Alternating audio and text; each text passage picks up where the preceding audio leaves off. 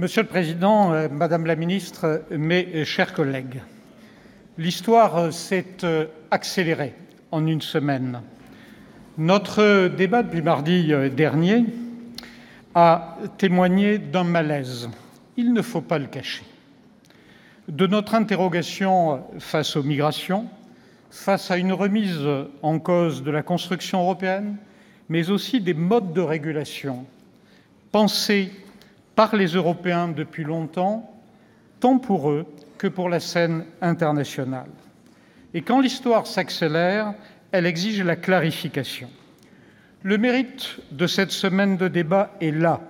Elle nous a sortis de notre zone de confort politique pour nous obliger, quels que soient les bancs, à clarifier notre pensée et notre action. Cette clarification pour les centristes passe par l'Europe. Vous le savez, c'est notre première idée directrice. Plus d'Europe, une Europe plus forte et plus aboutie. La solution en matière d'asile et d'immigration ne sera pas franco-française, elle sera européenne. Que vous parliez de Frontex, de la révision du règlement de Dublin, des centres fermés, de zones d'attente, de centres d'accueil dans les pays d'origine, de la définition du droit d'asile, et nous pourrions continuer, nous sommes interdépendants. Exprimer autrement, notre conviction est que la souveraineté française trouve aujourd'hui sa pleine expression, sa pleine mise en œuvre dans une souveraineté partagée. Et il y aura, chers collègues, une solution européenne. Nous vous faisons confiance, Madame la Ministre. Nous faisons confiance au gouvernement et nous faisons bien entendu confiance au Président de la République, dont chacun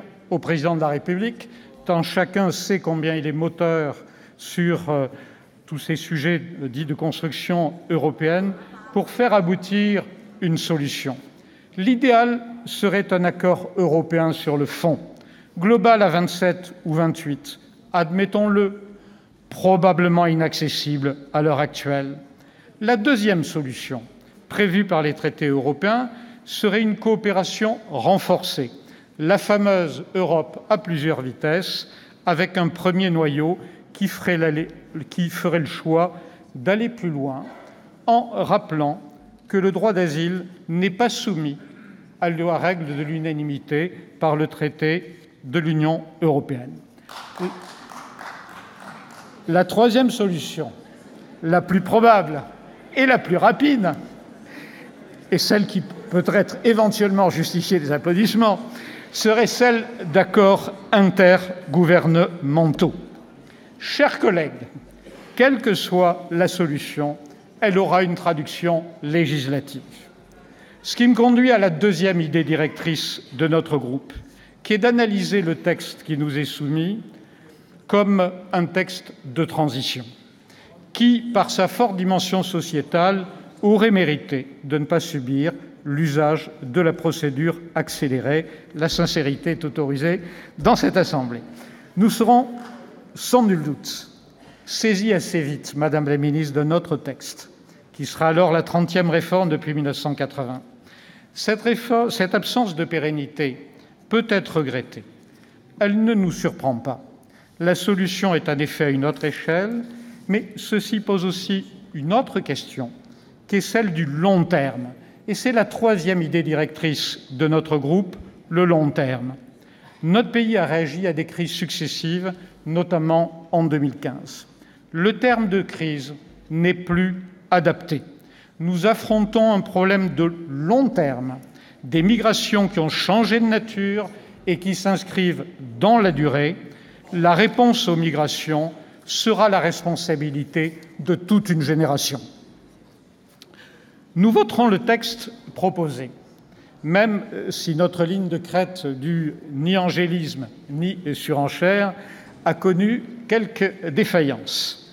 Sans rentrer dans le détail technique, nous le voterons, chers collègues, comme une proposition, avec la volonté farouche de voir aboutir la future CMP. Sur un sujet aussi grave, à cet instant précis, un échec de la CMP serait une solution perdante pour le gouvernement, mais aussi perdante pour le Parlement. Ne vous trompez donc pas sur le décompte des voix qui sera annoncé tout à l'heure. Chers collègues partenaires de la majorité sénatoriale, le groupe centriste n'adopte pas et n'adoptera pas un contre-projet à celui du gouvernement. Nous adopterons une base de négociation pour un rapprochement souhaité avec l'Assemblée, dans le respect de chacun, sur un sujet, à notre sens, d'unité nationale, chers collègues.